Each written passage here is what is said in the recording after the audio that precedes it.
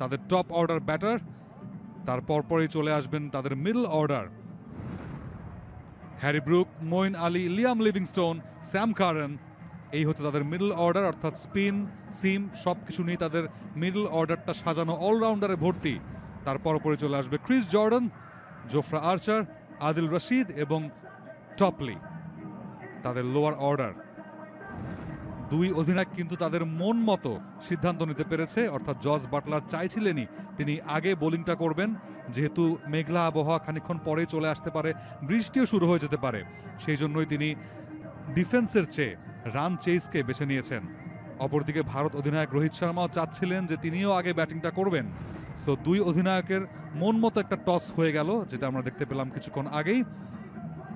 একদমই রৌদ্রোজ্জ্বল একটা দিন কিছুক্ষণ আগেও যেটা ছিল না। It's quite cracked, but the cracks are quite solid. I'd expect it to be a kind of low, skiddy kind of surface for the spinners in particular, but a quick bowlers, I don't think we'll see that uneven bounce that we saw in Trinidad last night.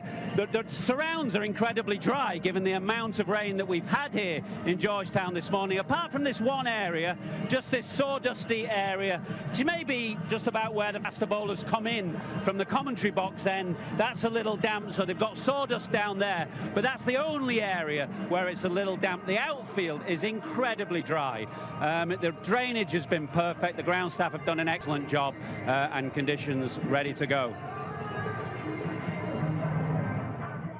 আমরা দেখে নিচ্ছিলাম pitch রিপোর্টটা, যেটা এখন পর্যন্ত বেশ hard আছে এবং কোনো ক্র্যাক খুব একটা বেশি নেই। তবে পিচ রিপোর্টে কিন্তু বলা হচ্ছিল যে এই ক্র্যাকসগুলো সেকেন্ড ইনিংসে খানিকটা বের হয়ে যেতে পারে, তখন বলটা একটু লো হয়ে যেতে পারে, একটু স্লো হয়ে যেতে পারে।